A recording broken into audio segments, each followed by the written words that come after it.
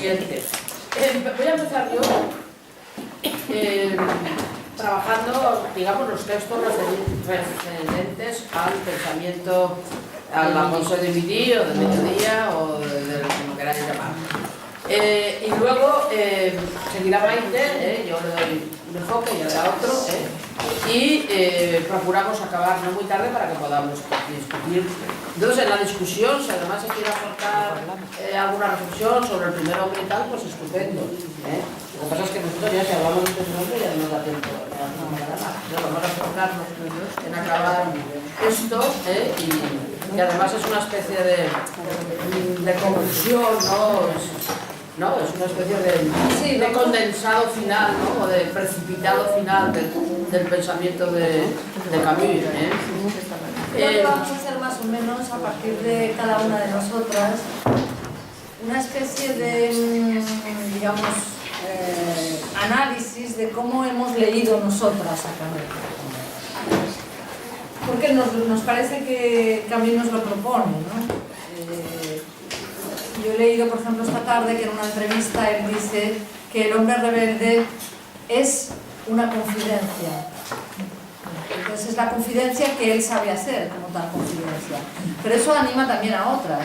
En la medida en que él hace un repaso desde el marxismo-leninismo hasta las posiciones que él toma, y nosotras somos suficientemente viejas como para haber pasado por eso, pues yo creo que vamos a hacer, ¿no?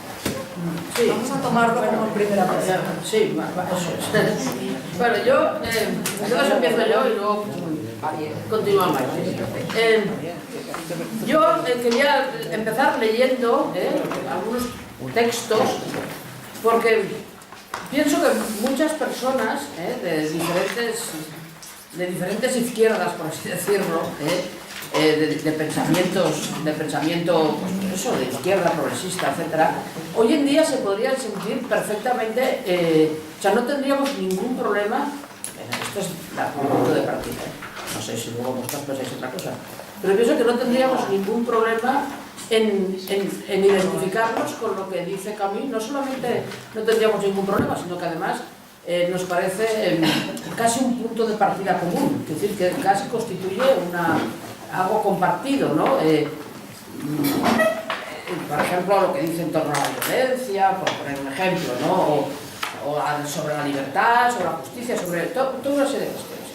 Entonces, yo, de alguna manera, ahora leemos esos textos, luego yo me hago una pregunta, ¿no? A mí misma, ¿no?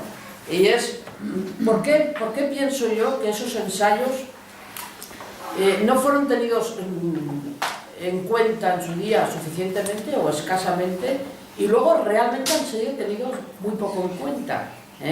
Y entonces intentaré contestar a esa pregunta, ¿no? Y en qué medida, al cabo del tiempo, digamos, a partir de un cierto momento, Camus vuelve a estar, no es que se vuelva a poner de moda, sino que recupera una actualidad, porque las preguntas que nosotros somos capaces de hacerle lo vuelven a poner, lo ponen encima de la mesa, lo actualizan, y no porque eso no estuviera en él, que sí que lo estaba, sino porque quizá las lecturas hechas o las gafas o los puntos de vista no permitieron, digamos, una coincidencia. Entonces yo voy a intentar ver por qué yo en los 60 no supe ver según qué cosas y ahora sí, o sea, sería esa la cuestión. Entonces, para partir de ahí, yo os propongo leer algunas cosas que son de la página de esta edición que tengo yo, no sé si las tenéis vosotras. Es de la página, esto es rebelión y asesinato. O sea, nada más empezar el pensamiento de mediodía, realmente es el pensamiento de mediodía, porque el enlace es el pensamiento, está viendo una doble metáfora geográfica y solar. Permite la metáfora solar porque él habla del mediodía como el cenit del sol, el límite del sol, y luego de alguna manera el que declina. Y cuando habla de los límites, del límite a la desmesura, etc., habla de esa metáfora del cenit solar, entonces eso es el mediodía. Y porque utiliza a Nietzsche, que es su amor de todo corazón, y Nietzsche habla del pensamiento solar, del pensamiento en el momento de la verdad, que es cuando el sol está más alto y no proyecta sombra, o apenas proyecta. Y luego además, pero también hay el juego de palabras, que yo no sé si es buscado conscientemente por Camus, pero en cualquier caso está ahí, porque este es un pensamiento mediterráneo también, entonces el Mediterráneo también es el Midi, entonces de alguna manera sería ese mediodía en sentido geográfico y en sentido solar, en sentido, o yo lo veo así. Entonces en la página esta, el 329, Rebelión y Asesinato, dice: en pura lógica, este para mí es el último parágrafo, dice: en pura lógica se debe responder que asesinato y rebelión son contradictorios. En efecto, basta que sea asesinado un solo amo para que el rebelde, de cierta manera, no esté ya autorizado a invocar la comunidad de los hombres que constituía, no obstante, su justificación. Dice: si este mundo no tiene un sentido superior, si el hombre no tiene más que al hombre como fiador, basta con que un hombre excluya a un solo ser de la sociedad de los vivos para excluirse a sí mismo. Dice: cuando Caín mata a Abel, huye al desierto. Y si los asesinos forman multitud, la multitud vive en el desierto y en esa otra especie de sexualidad que se llama promiscuidad. Me parece un texto... pues eso, es que realmente establece, ¿no? Hace un pensamiento, ¿no? sobre eso de que los hombres, si los hombres no tienen otra línea, ¿no? Otro fiador, nada más que ellos mismos, ¿no? O sea, es el hombre un poco lo de la medida de todas las cosas, es el hombre remitido a sí mismo, ¿no? Entonces, bien, yo eso lo leo ahora. Entonces, en los años 60 no esa concepción humanista. Porque éramos muy asesinos. Yo no he matado nunca a nadie, perdón usted.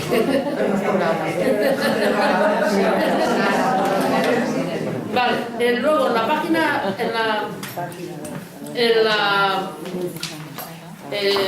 página 339, 340, el asesinato nihilista. El asesinato nihilista, yo tengo página 339-40, dice, la rebelión. ¿Dónde está esto? Dice,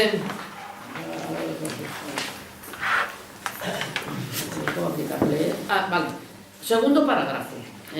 Empieza diciendo la mistificación propia. Bueno, pues yo empiezo desde la 4 líneas más abajo, que dice la rebelión. Dice: la rebelión no aspira sino a lo relativo. No puede prometer más que una cierta dignidad aparejada con una justicia relativa. Defiende un límite en el que se establece la comunidad de los hombres. Dice: su universo es el de lo relativo. En vez de decir con Hegel y Marx que todo es necesario, repite solamente que todo es posible y que hasta un cierto límite lo posible merece también el sacrificio. Entre Dios y la historia, el yogi y el comisario, o sea, el intérprete de Dios y el comisario, el intérprete, ¿no?, de la historia, dice: abre un camino difícil en el que las contradicciones pueden convivir y superarse. Consideramos así las dos antinomias dadas como ejemplo. Vale. Dice, una acción revolucionaria que quisiera ser coherente con sus orígenes debería resumirse en un consentimiento activo de lo relativo. Sería fiel a la condición humana, intransigente en cuanto a sus medios, aceptaría la aproximación en cuanto a sus fines, y para que la aproximación se definiese cada vez mejor, dejaría libre curso a la palabra, mantendría así ese ser común que justifica su insurrección. En particular, aseguraría al derecho la posibilidad permanente de expresarse. Esto define una conducta con respecto a la justicia y a la libertad. En sociedad no hay justicia sin derecho natural o civil que la fundamente. No hay derecho sin expresión de ese derecho. El hecho de que el derecho se exprese sin esperar significa la probabilidad de que tarde o temprano la justicia que él fundamenta venga al mundo. Bueno, todo ese texto hasta el final, que no lo voy a leer, dice, al final dice: los hombres nunca han muerto bien sino por la libertad, entonces no creían morir completamente, ¿no? Todo eso es un texto donde, bueno, se expresa muy bien, ¿no?, la idea de los medios, ¿no? La idea de los fines y de los medios, la idea de los límites, la idea de la medida, ¿no?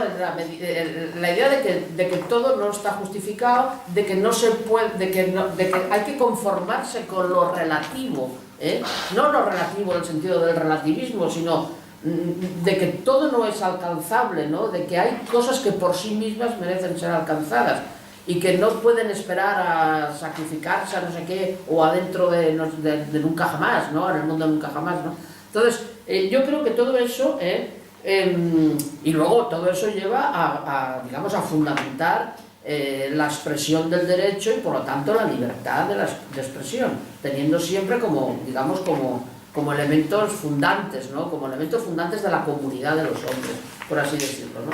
Entonces, eso de alguna manera lo lleva también a identificarse con ese en lo que él llama sindicalismo revolucionario, en el sentido de que piensa que todo lo que son mejoras, conquistas, ¿no?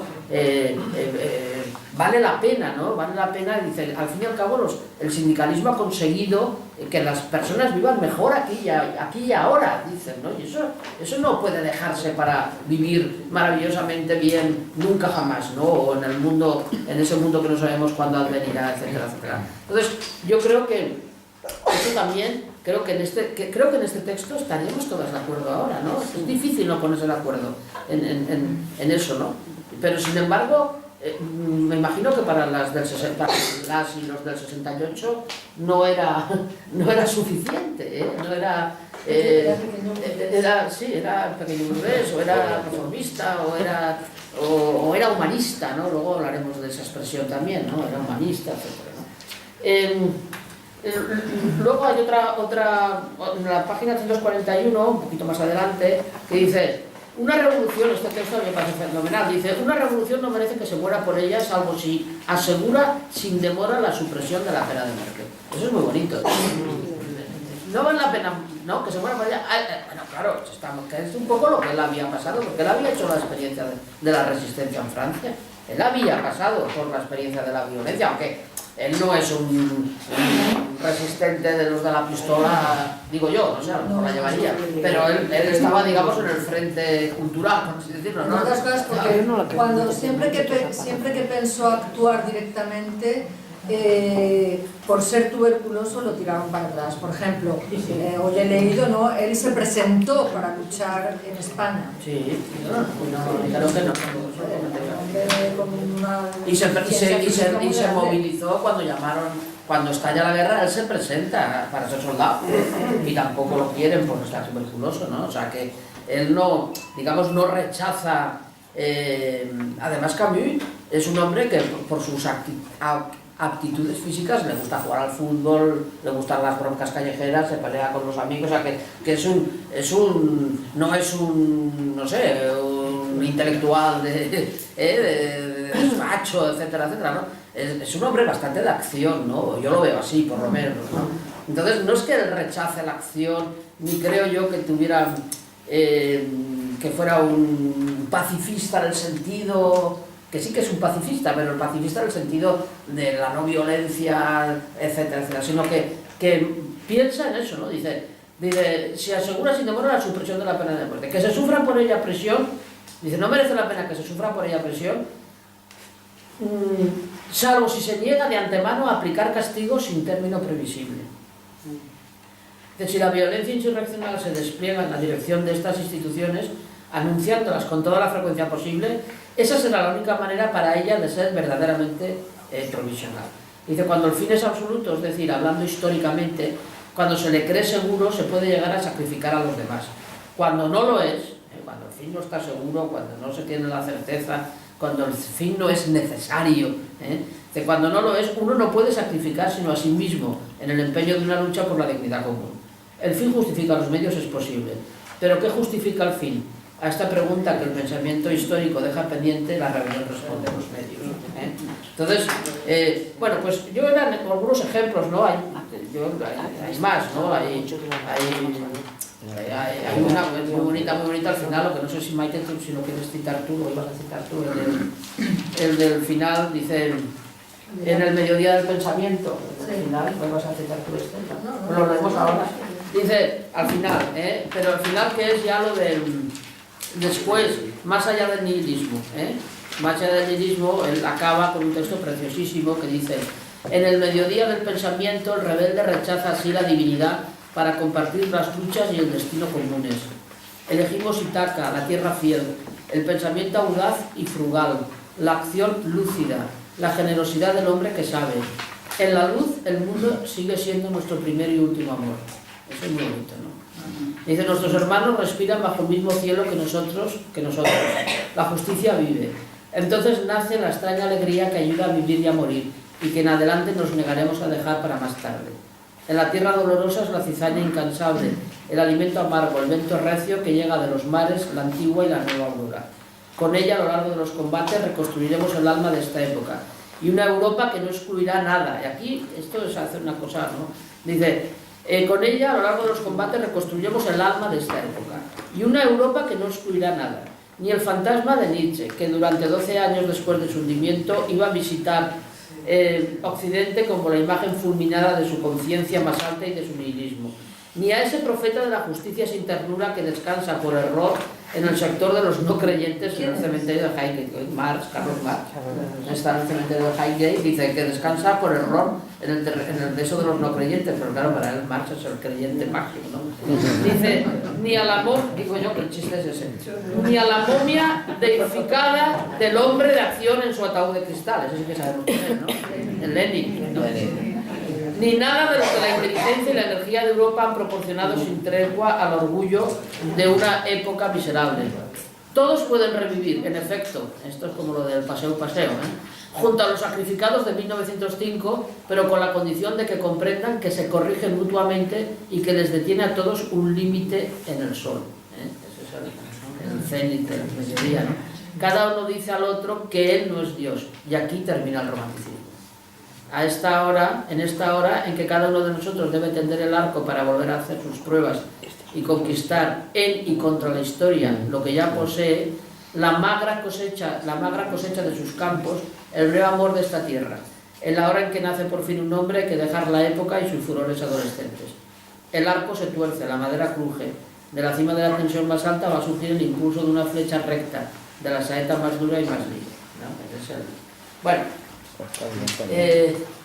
yo entonces vuelvo a decir lo que he dicho antes, ¿no? El hombre rebelde y el mito de Sísifo. Yo he pasado, he gastado un tiempo, ¿no? En buscar hasta qué punto pensadores cercanos a Camus, muy cercanos a Camus, en textos que debía de estar citado a Camus, está citado y no está citado. Por ejemplo, Raymond Aron tiene una filosofía de la historia muy concurrente, muy convergente con las concepciones de Camus. En el libro de sus lecciones de historia, que es un libro así de gordo, que son 2 tomos además, uno primero y otro después, no está citado Camus. O sea, lo he mirado por arriba, por abajo, ¿cómo es posible que no esté citado el hombre rebelde? Pues no lo está. Pero es que Hannah Arendt, en el último libro, fijaros que Hannah Arendt decía que era el mejor intelectual de los franceses de los años 50, ¿no? No sé si habla de los 60. El mejor hombre de Francia. El mejor hombre, y eso lo dice a mediados de los 50. Bueno, pues ella poco después tiene un texto sobre la revolución, del que hemos hablado algo, ¿no? Que ya lo tenemos, porque además está traducido al castellano, se llama Sobre la Revolución, está en Alianza Editorial, y es un libro sobre la revolución. Es un texto de filosofía, de teoría política, de historia, sobre todo de teoría política, donde habla de la revolución inglesa, donde habla de la revolución francesa, donde habla de la revolución rusa, o sea, donde habla de las revoluciones. Pues no cita para nada al hombre rebelde. He mirado todas las, porque no tiene índice de ese final, que es tan útil, he mirado todas las notas a pie de página. No está citado el hombre rebelde, ¿no? Hay otro pensador, otro historiador, que se llama Fourier, del que yo hablé el día de la Revolución Francesa, que escribió un famoso libro que se llama El pasado de una ilusión. Es un historiador muy anti-revolución francesa, muy anti-revolución rusa, etc. Y una vez cita Camus, pero así, pero por una cosa de combate del artículo de periodista y tal. No cita en todo el pasado de la ilusión y en todos sus textos sobre pensar la Revolución Francesa, no hay una maldita cita de Camus. Entonces, en los años, sin embargo, ya digamos más posteriormente, en el año 98, Tony Judt publica ese libro que se llama El peso de la responsabilidad de los intelectuales en Francia, que, claro, le dedica un capítulo entero a Camus, ¿no? Judt sí que reflexiona sobre Camus. Luego están sus biógrafos, ¿no? Sus biógrafos que efectivamente son camusianos, ¿no? Michel Onfray, Olivier Todd, Lautmann, etc. Y hay otro pensador que a mí me gusta muchísimo, yo soy muy de él, o sea, a mí me ha formado mucho su lectura, que se llama Todorov. Todorov tiene un libro que se llama Memoria del mal, tentación del bien, es un libro escrito en el año 2000 algo, que es un libro coincidente totalmente con las tesis del hombre rebelde, porque es cómo se hace el mal intentando hacer el bien. O sea, es justo una coincidencia. Pues Todorov lo cita 2 veces, y muy de pasada, en una nota a pie de página. O sea, ¿qué quiero decir con eso, no? Quiero decir que Camus ha sido extraordinariamente importante en su influencia en la formación de las gentes y en el horizonte, digamos, cultural europeo, por 2 libros y 2 obras de teatro, El extranjero y La peste, que han sido importantísimas, y por Los justos y El malentendido, obras de teatro que todavía se siguen representando, ¿eh? Esas 4 obras lo han hecho Camus conocidísimo y leidísimo, y se sigue leyendo, ¿eh? Pero no sus ensayos, no sus ensayos. Yo, para pensar sobre esto, porque me choca extraordinariamente, no es una cuestión de erudición, no, es una cuestión de pensar. ¿Qué ha pasado con Camus? ¿Qué ha pasado con ese pensamiento cuando lo lees ahora y te parece tan sumamente atractivo? O sea, con esto puedes dialogar. Coges tochos de Sartre con los que no puedes dialogar para nada, ¿eh? Hay otros pensadores que están muchísimo más citados, que no puedes establecer una dialogía desde el presente, ¿eh? No le puedes hacer preguntas, ya no tienes preguntas que hacerles, ¿no? Y entonces yo de alguna manera recurro a mi experiencia, recurro también a mi propia experiencia. Yo en los años 60, si quiero, además he encontrado un libro en casa del 1961 regalado por mi madre a mi hermana, La peste, en el Fondo de Cultura Económico, en el año 61. Yo leí a Camus muy jovencita, muy jovencita, porque en mi casa mi madre era totalmente de Albert Camus, porque en mi casa había, digamos, se vivía, digamos, el doble discurso, que está presente en los años 60, o sea, al principio de los 60, o que viene de los 50. Por una parte está ese pensamiento liberal, ese pensamiento, cuando digo liberal no digo neoliberal, o sea, olvidaros del neoliberal, no estoy hablando de un pensamiento liberal, estoy hablando de un pensamiento humanista, liberal, etc., que estaba muy bien representado por Camus y muy bien representado por Erich Fromm, que eran los autores que se leían. Bien, esa era mi madre. Mi padre era era un hombre marxista. Y entonces, y cuando entramos en la facultad, ¿no? En el 65, 66, 67, hay que hacer una serie de opciones, ¿no? Y entonces yo las tenía delante. Entonces tenía Camus, Fromm o Marx. Y yo me fui pero indudablemente yo me fui hacia Marx. Pero totalmente, es decir, que no lo puedo dudar, ¿no? Había otra opción, y era Camus y Franz Fanon. Franz Fanon era el que escribió Los condenados de la tierra, era el apóstol del discurso anticolonial, ¿eh? Yo me fui hacia Fanon, yo me fui a Camus, a mí no me interesó Camus para Luego había otros discursos, que era el discurso del malditismo, surrealismo, literatura del mal, Bataille, Lautréamont, etc. Y yo me fui también a esos autores, Por lo tanto, he de decir que el desencuentro fue total. Eso no quiere decir que yo no lo hubiera... Yo leí La peste, leí El extranjero y me gustaron muchísimo, pero quedó como una cosa de primera adolescencia o de adolescencia ahí. Y yo luego mi desarrollo intelectual fue por caminos distintos. Pero ese doble discurso estaba. Y en España, claro, es muy fácil decir, es que en España estaba el franquismo, bien, pero en Francia no estaba el franquismo, ¿no? Y en Francia también se produce, o sea, hasta prácticamente, creo yo, finales de los 70, no vuelve, no se reintroduce eso que hemos llamado, que se puede llamar humanismo, eso que hemos dicho, ¿no? El hombre como fiel, como medida, ¿no? La comunidad de los hombres, la naturaleza humana, en fin,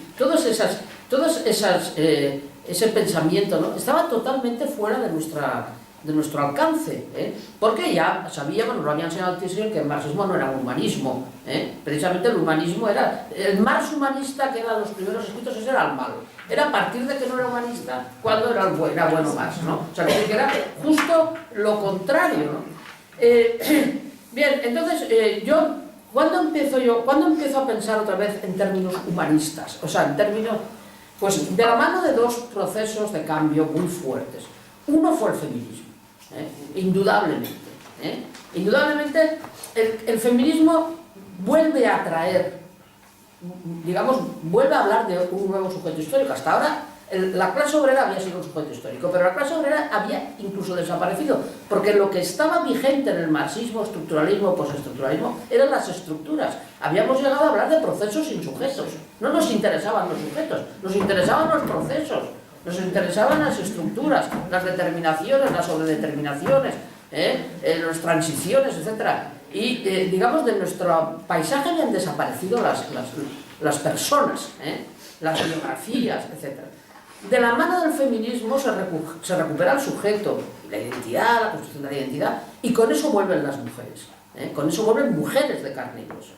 Yo, por ejemplo, una de las grandes humanistas, para mí es Olimpia de Guz. Olimpia de Guz es una mujer que tenía que ser una gran humanista porque ella sabe lo que es, en el momento de la Revolución Francesa, lo que es ser la mitad de la humanidad y que te tiren de la humanidad, porque en aquellos días las tiraron de la humanidad, redactaron la Constitución diciendo quién era humanidad y quién era no humanidad, y ni lo eran las mujeres, como decían, como mínimo en el estado actual que se encuentran, ni lo eran los esclavos, etc., ¿no? Entonces, ella, que además es una antiesclavista y una luchadora por la abolición de la esclavitud, es una mujer que precisamente tiene que tener una fe enorme, ¿no?, para reivindicarse parte de esa humanidad, y seguir teniendo un mensaje universal y universalizador cuando la han mandado a su casa, luego la mandan al patíbulo, y además se ríen de ella y además consideran que no es humana, ¿no?, porque te están diciendo eso, no es humana.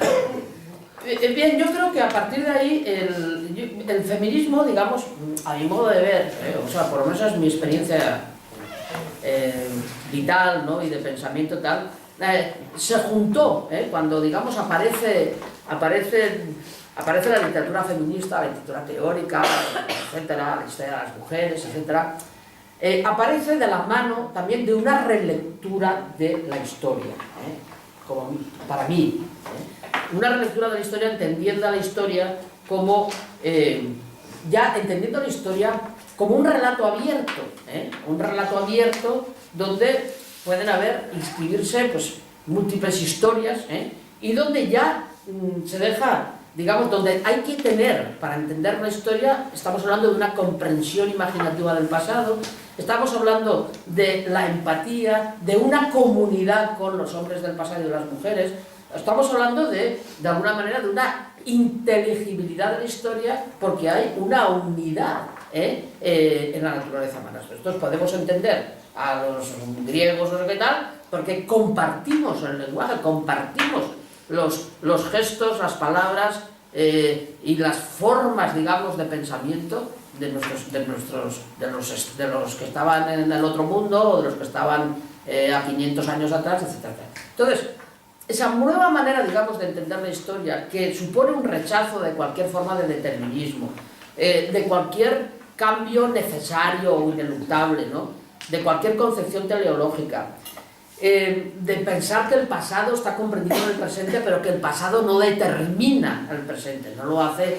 La idea también de encontrar esa inteligibilidad de la historia para lo particular, no para las estructuras. sino para ver cómo es posible que estas personas hicieran estas cosas o esta otra, o tal mujer hiciera esto o hiciera otro, o por qué esta mujer hizo esto otro que no le tocaba para nada, y por qué dijo que las mujeres eran buenas y eran buenas para subir al cadalso, también eran buenas para subir a la tribuna. Está loca, ¿cómo se le ocurre esa cosa, no? O sea, todo eso, ¿no? Todo esa manera de encontrarse con las biografías, con las personas, con lo concreto, con lo particular, todo eso, para mí, que no es que yo fuera tampoco una marxista doctrinaria y que fuera una loca del marxismo, que nunca lo fui, pero para mí eso ya es los años 80, para mí eso ya es los años 80. Y yo creo que, de alguna manera, esto explica por qué, no porque yo no esto, sino porque todo esto que hemos estado viendo a través de los textos, ¿no? Que el hombre es la medida de todas las cosas, la filosofía solar, el estilo de rebelión que acepta unos límites y que en cualquier caso siempre es una rebelión del presente y no del futuro, la empatía por otros hombres, lo que se comparte con los otros hombres, toda esta historia, ¿no? de encontrar un tiempo que sea circular, que no sea lineal, esta idea un poco del cenit, de la luz, ¿no? Del límite, para volver a renacer al día siguiente, lo cual te remite, ¿no? A un retorno, ¿no? Y no a una proyección hacia el futuro. Todas estas ideas, ¿no? Que luego Camus, ¿no? Acompaña de sus famosas antinomias, ¿no? De moral y política, ¿no?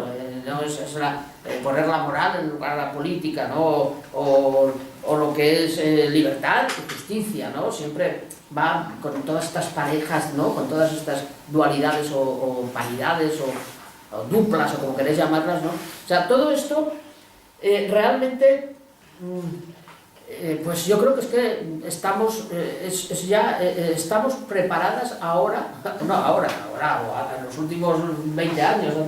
Estamos preparadas ahora para leerlo, para sentirlo, y para incorporarlo, ¿no? Para asumirlo, ¿no?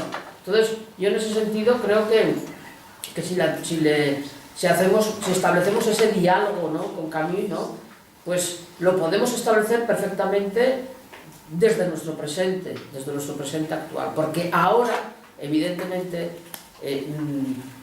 sabemos, yo por lo menos lo sé, que no merece la pena morir por ninguna revolución, o sea, que ni quiero que nadie muera, ni quiero matar, ni quiero que me maten, ni quiero, y que la libertad no se vende ni se compra, ¿no? Y que la libertad de expresión es fundamental, y todo ese tipo de cosas, ¿no? Y de que no se puede dejar para mañanas imposibles cosas que tenemos que hacer hoy, ¿no? Y que podemos unas cosechas del día, ¿no? La cosecha, no esa cosecha de no se sabe cuánto, etcétera, ¿no? Toda esa idea, además, no solamente eso, sino que Camus supone un pensamiento, para mí, en estos momentos, pienso, que tiene ese espíritu liberal, libertario, que a él le hace simpatizar con los anarquistas, pero yo no sé hasta qué punto él es un anarquista, porque un anarquista es un poco otra cosa, ¿no? Él lo que simpatiza es con esa idea, digamos, liberal-libertaria.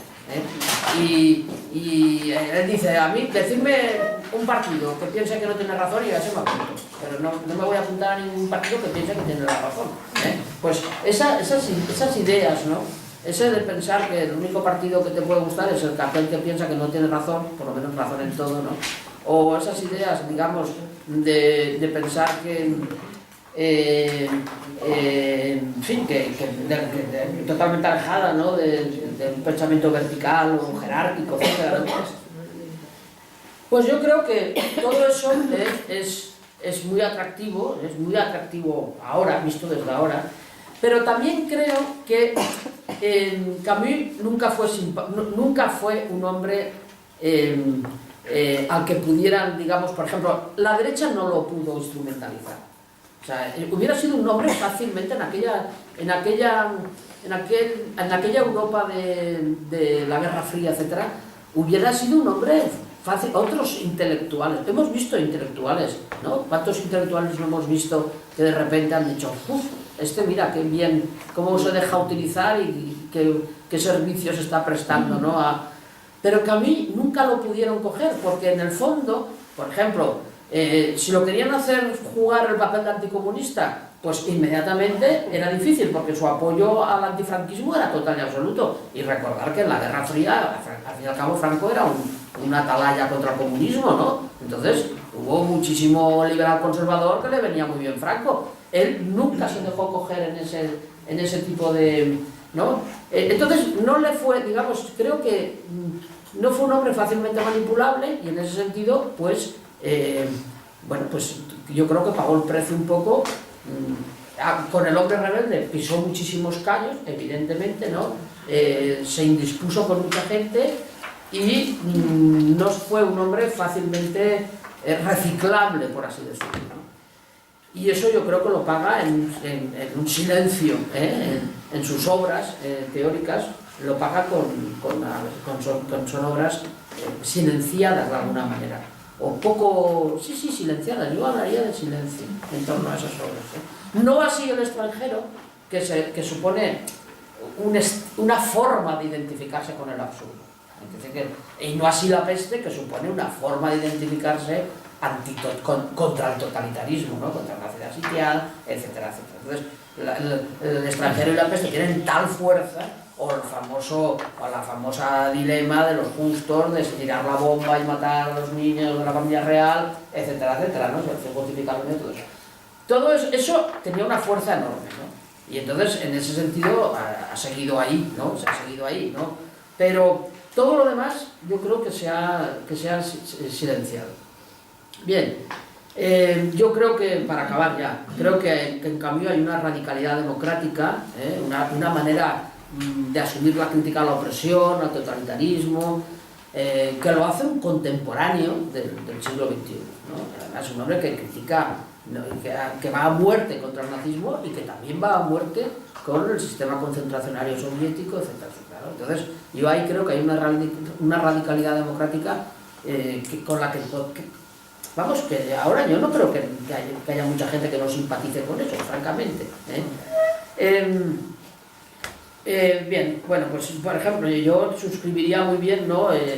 Suscribiría muy bien un poco, ya la cité el otro día, la vuelvo a citar porque me parece una mujer muy interesante. Me gustó oír a Ada Colau decir que hay toda una serie de tradiciones que forman parte de ella. Ella dice, yo soy libertaria, soy socialista, soy marxista, soy liberal, soy radicalmente democrática. Pues yo me identifico con eso, no con Ada Colau en la medida que dice eso, no sé, en fin, no la conozco, me gustaría conocerla.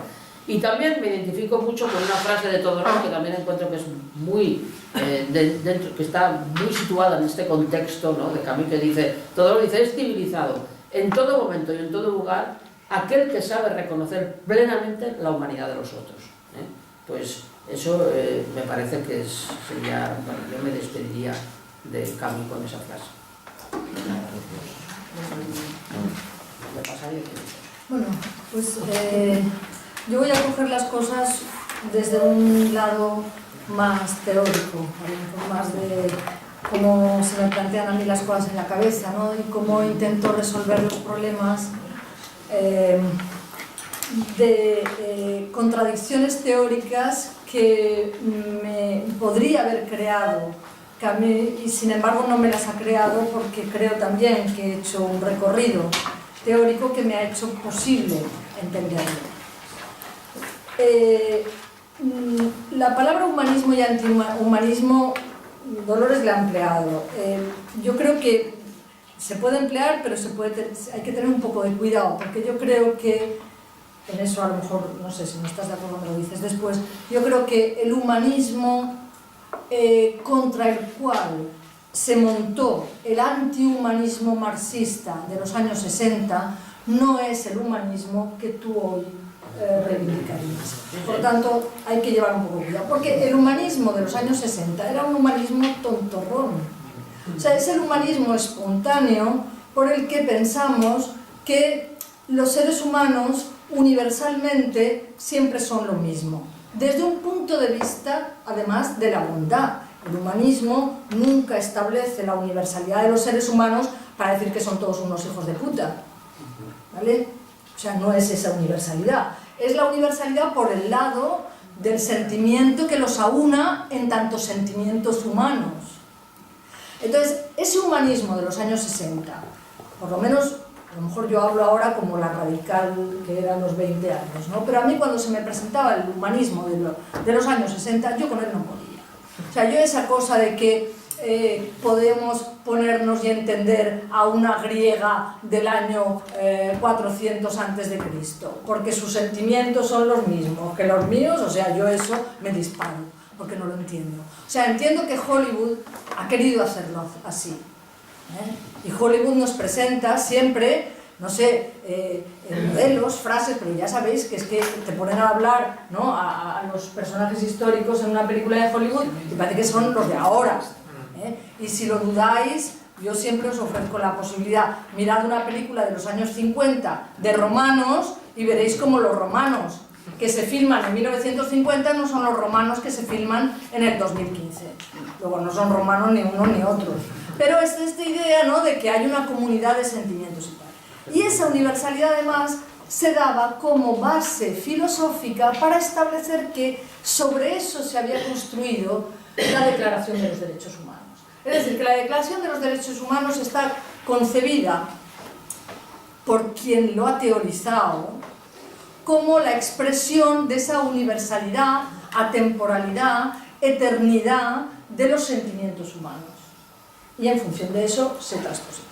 Yo no estoy en contra de la Declaración de los Derechos Humanos, pero pienso que es un hecho histórico.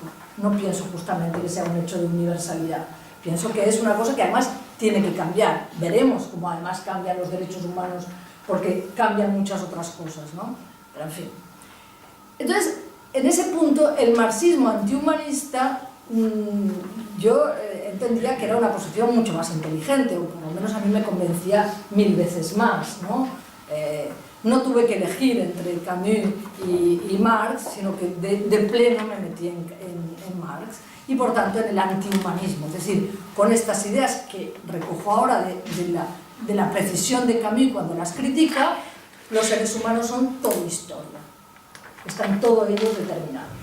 Como además son todo historia y la realidad histórica es dialéctica, recordad que además era ese el presupuesto, entonces yo que me sumo, digamos, a esa historia, pues tenía varios caminos. Una, proletarizarme para ponerme así en el sentido de la historia, o si no, ponerme en el lado de la vanguardia marxista, la vanguardia que defiende que el marxismo es una ciencia y que con eso, digamos, va a entender. Y entendiendo la historia me pongo al servicio de ella. Pero siempre pensando que no había universalidad de los seres humanos que defender, sino que la universalidad del proletariado, recordadlo, no era porque fueran portadores de valores humanos, sino porque justamente no eran portadores de ninguna patria, de ninguna moral y de ninguna cosa, y por eso eran universales. O sea que es, digamos, se llega a la dictadura del proletariado por vía del marxismo, no pensando que es que el proletario, por el hecho de ser proletario, representa la universalidad de los derechos humanos, para nada, sino que representa el progreso de la historia, y ahí estaba yo. Su vida es el progreso de la historia. Efectivamente, el feminismo rompe algo. Y feministas, yo por lo menos fui enseguida, o casi enseguida, quiero decir que podía tener 22 o 23 años, pero me cogió a contrapelo de otra manera. Yo recuerdo que leí un libro que me dio la vuelta a la cabeza, o sea, como un calcetín. Era un libro de Carla Lonzi que se llamaba Escupamos sobre Hegel, con el cual mis compañeras de mujeres universitarias dicen que les hice la vida imposible porque agitaba el libro todo de una manera, hay que leer esto, hay que leer eso. Yo, recuerdo, no he vuelto a abrir el libro, pero recuerdo una de las frases que yo me la repetía aquí, yo creo que me acostaba por la noche y me la repetía, que era la siguiente: la lucha de clases es un arreglo de cuentas entre varones. O sea, yo me quedé sacudida, ¿no? Y para entender eso y entender lo otro que se decía, quiero decir, ahí había una contradicción, evidentemente. La contradicción histórica es que el marxismo no tenía previsto el sujeto mujer, eso está claro, ¿eh? No había ninguna revolución que se hubiera pensado en esos términos, ni nada por el estilo. Pero además, digamos, en el campo, digamos, de lo teórico, la cosa daba la vuelta. O sea, de repente el marxismo dejaba de ser para mí, digamos, el instrumento con el que pensar la historia, o con el que pensarme a mí misma, o justamente por esa frase y otras muchas de ese cariz, ¿no?, que rompían y que me hacían ver las cosas de otra manera. Ahora, la pregunta es si había una revolución feminista. Desde luego el marxismo no nos la iba a contestar. El feminismo ahí empezó, digamos, para mí, yo hablo de mi cabeza, me entraba en contradicciones con muchas cosas. Por ejemplo, se puede hablar de las mujeres en general, también de nuevo, no históricamente, o sí históricamente, o qué hay, digamos, en las mujeres. ¿Hay algo en las mujeres que se pueda establecer por fuera de la historia y que eso aúna a todas o no? Quiero decir, para mí esas eran preguntas que no sabía muy bien contestar. Por ejemplo, el punto de vista, digamos, de Carla Lonzi y un poco del feminismo italiano era que se podía hablar de las mujeres casi de una manera, digamos, no estrictamente histórica, aunque efectivamente tenían su historia, pero se hablaba de ellas como algo que podía atravesar un poco la historia, puesto que se hablaba de ellas como seres silenciados, etcétera, etcétera, ¿no? Bueno, para que veáis, quiero decir, cómo se te pueden juntar las cosas en la cabeza, recordad que una de las frases y de las tesis de Simone de Beauvoir era mujer no se nace, se hace, se deviene. Pero fijaros que esa es una frase totalmente vendida al historicismo, o sea, fiel al historicismo. Mujer no se nace, se deviene, significa que son seres totalmente históricos. Si a eso le añades un pensamiento, digamos, dices, no, hay un punto de vista, no, que es propio de las mujeres, no propio de estas mujeres que están en esta situación concreta o que históricamente son estos, las cosas se te empiezan a poner en contradicción, ¿no? A mí me ha sacado de la contradicción Foucault.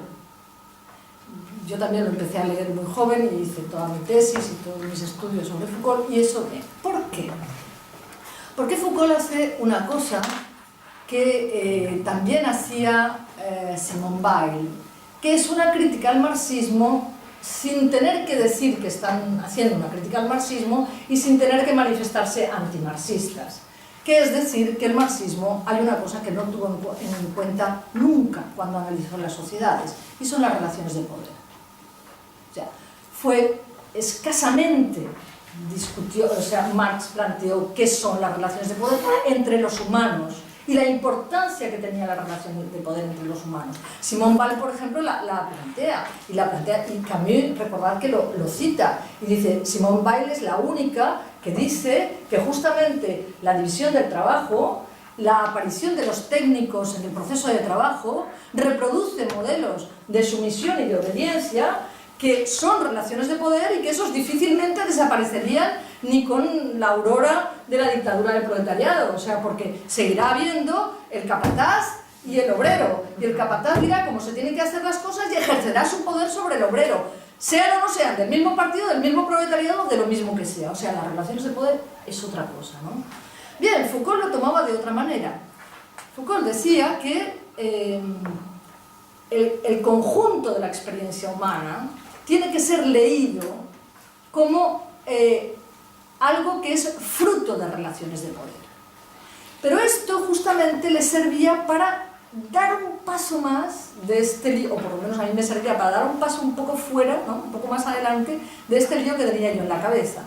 Porque lo que dice Foucault es que si existe el poder, si existen las relaciones de poder, es porque existe también la resistencia. No puede existir el poder sin la resistencia.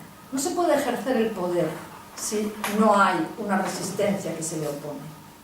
Desde ese mismo momento, no está leyendo en clave de lucha de clases, está leyendo en clave de poder-resistencia. Y al mismo tiempo está permitiendo no solamente que podamos entender entonces algo de la historia de las mujeres en esa lucha entre poder y resistencia, sino incluso, creo que más allá, algo que tiene que ver con si es humanista o no es humanista. Voy a tratar de explicarme. Lo que dice Foucault, lo resumo mucho, es que una sociedad determina a través de sus discursos y de sus prácticas el tipo de seres humanos que hay. Hasta ahí parecería que está siguiendo un camino completamente marxista, aunque su determinación no fuera estrictamente económica, fuera también una determinación a través de las relaciones de poder, dice eso. Y llama a los sujetos que produce una sociedad sujetos sujetados. Sujetos sujetados son sujetos que tienen que tener una experiencia en el marco de una sociedad. Foucault analizó, por ejemplo, la experiencia de la locura o la experiencia de la delincuencia. Esas experiencias significa que hay, digamos, un momento histórico que determina el modo en el que las personas, los seres humanos, viven su propia vida. Y la determinan porque estamos todos forzados a hablar y a actuar en una sociedad en la que existen patrones de hablar y patrones de actuar. Y nosotros, por tanto, nacemos y somos sujetos sujetados, sujetados a unos discursos, sujetados a unas prácticas, ¿vale? Ahora bien, lo que pone de manifiesto Foucault, que es, digamos, su grandeza, o por lo menos lo que yo entendí, es que la operación de sujeción no siempre triunfa. O no a todos, no en todos triunfa. Es decir, que efectivamente cuando nacemos, cada uno de nosotros nacemos en una sociedad, que esa sociedad tiene unas formas de hablar que nos van a colocar en unos determinados roles, en unos determinados patrones, a través de lo que hacemos y a través de lo que decimos. Y parece imposible que salgamos de ellos, puesto que si nacemos en España, pues estaremos bajo, digamos, la férula de esos discursos. Si naciéramos en China, sería otra cosa. Es evidente, si tú pones ¿no? Si tú estiras, ¿no? la comparación y dices yo nacida aquí o yo nacida en China, quiero decir, los parámetros por los que hubiera guiado mi experiencia serían completamente diferentes y yo sería un tipo de persona completamente diferente. Yo española y yo china son dos cosas diferentes. Ahora bien, la operación de hacerme, digamos, mujer española, por así decirlo, ¿triunfa al 100%? Pues no. Puede que sí, pero puede que no. Quiere decir eso que existe un reducto, existe un resto, existe un descarte, existe una zona, llamadlo como queráis, a donde es posible que ni los discursos ni las prácticas lleguen. Y justamente ahí es donde se edifica la resistencia. Que si lo ponemos sobre el discurso de Camus, yo ahora entiendo en qué me gustaba Camus. Y una vez os lo cité aquí, también Foucault se preguntaba, ¿de dónde sale la fuerza de decir no? ¿De dónde sale? Porque el decir sí, quiero decir, es normal, pero ¿de dónde sale la fuerza de decir no? Es decir, que si yo pienso, ¿por qué yo no, en términos fáciles, ¿por qué yo no soy el tipo de mujer que mi madre quería que fuera? O sea, ¿dónde está el momento en el que tú dices no, esto no? Porque es rebelión, o sea, plantearlo como rebelión, es resistencia al juego de poder, es no te puedes vestir así, eso no lo puede hacer una mujer, eso no tal, es resistencia a eso, vale. Esa resistencia no se da en todo el mundo, es decir, la resistencia no está dictada por la forma de poder, porque efectivamente en muchas personas triunfa, pero Foucault lo analiza también en otros discursos. ¿Por qué hay locos que se lo creen, que son locos, y hay locos que no se lo creen? ¿Por qué hay delincuentes que entran absolutamente dentro del juego de la delincuencia y hay gente que no? Como en un cierto momento Foucault ya en los últimos libros habló de un sujeto no sujetado o un sujeto libre. Y un sujeto no sujetado, un sujeto libre es un sujeto que libera, digamos, una parte de sí de esas prácticas. A lo mejor no hay suficiente, o sea, el no es suficientemente fuerte como para diseñar algo. También es cierto, la rebelión en unos momentos se plantea como la confrontación con aquello que quiere que seas tú ese tipo de sujeto. Entonces yo creo que muchas de las que estamos aquí, o todas las que estamos aquí, hemos dicho, si eso es una mujer, yo no soy como esa. O sea, yo no soy una mujer así, o yo no quiero ser, si eso es así. Es Es decir, el momento en que lo dices, no sabes lo que quieres, no tienes la alternativa. Lo que tienes es la fuerza del decir no, la fuerza de la resistencia. ¿Pero de dónde nace esa fuerza de la resistencia? Del hecho de que quizá no todo está determinado históricamente, porque además, démonos, si todo está determinado históricamente, planteémonoslo, o la historia en su totalidad está determinada y avanza inexorablemente a lo que sea, o si no, ¿cómo existen cambios en la historia? Los cambios en la historia tienen que venir de los sujetos no sujetados, porque si no, no es posible. A menos que pensemos que todo está escrito ya y que desde el inicio de la lucha de clases caminamos a la abolición de la lucha de clases y a lo que dice el marxismo. Pero si perdemos, digamos, esa teleología histórica, se ha acabado. No existirían, las sociedades se reproducirían a sí mismas si un sujeto que nace en una sociedad determinada se ve absolutamente capturado por los discursos y por las prácticas de esa sociedad y no tiene escapatoria. Pero si tiene escapatoria, hay un borde que no es histórico. ¿Lo voy a llamar naturaleza humana? No me da la gana. No quiero llamarlo naturaleza humana, Foucault no lo hace y no es necesario, porque no quiero volver al humanismo de los años 60. No estoy diciendo que haya una humanidad que subyace, ¿no?, a los roles históricos y que es la misma y que me hace que yo me pueda identificar exactamente con una mujer de hace 400 años. No es eso, no hay esa comunidad. La comunidad que yo tengo con una mujer de 400 años es que ella pudo decir que no y yo también. Evidentemente, a lo que ella podía decir que no. El juego como se le planteaba a ella y el juego como se me plantea a mí es completamente diferente. Como en el último texto de Camus cita a René Char, a un poeta que yo os lo recomiendo vivamente, es una maravilla, es un poeta maravilloso, no sé cómo está traducido en castellano. ¿Cómo es? Entonces, en la contraportada de los últimos libros de Foucault, fijaros que cita, viene una cita solo de René Char. Y la cita dice, de este poeta, la historia de los hombres es la larga sucesión de los sinónimos de un vocablo. Contradecirlo es un deber. Fijaros, la larga sinonimia de un vocablo, por ejemplo, mujer y su sinonimia. Contradecirlo es un deber. Porque permanece, porque además, digamos, en la historia permanecen determinados vocablos, ¿no? ¿Cómo has dicho que se llama el poeta? Char. En el último capítulo, Más allá del nihilismo, Camus cita una frase que la estaba parafraseando antes Dolores, que dice: la obsesión por la siega y la indiferencia hacia la historia son los dos extremos de mi arco. Fijaros que la indiferencia por la historia significa la indiferencia por esa historia grandilocuente, ¿no?, que sabe, digamos, o que cree saber hacia dónde camina. La obsesión por la siega es la obsesión por el tiempo del ser humano, por el tiempo en el que estás aquí, por el tiempo en el que algo puedes remediar. Y él justamente, más allá del nihilismo, habla de remediar alguna cosa. Dice, seguirán muriéndose los niños, pero quizá yo pueda remediar algo. Fijaros que es un pensamiento muy poco absoluto, muy poco radical, con no grandes expectativas, pero con las expectativas que cree que puede manejar, ¿no?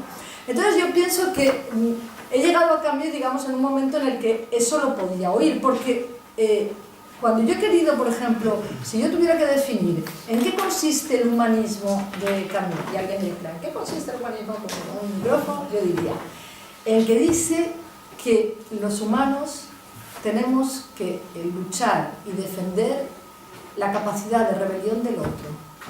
Fijaros que nunca dice la libertad mía empieza donde acaba, empieza la libertad del otro, que es eso. No. Dice la humanidad de cada cual está en el hecho de poderle preservar al otro su capacidad de rebelión. O sea, lo que nos aúna es la capacidad de rebelión.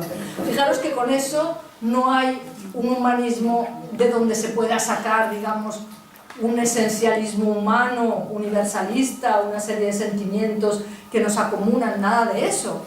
Dice sencillamente lo que he dicho yo antes, o sea, si yo puedo lanzar una mirada por encima de la historia o por encima de las culturas y entender a una mujer de hace 400 años o a una mujer que esté viviendo ahora en Irán o lo que sea, la tengo que entender por el lado de en ella también hay, y espero que lo haya, ese borde, ¿no?, en el que todavía no ha sido sujetada y por el cual pueda rebelarse.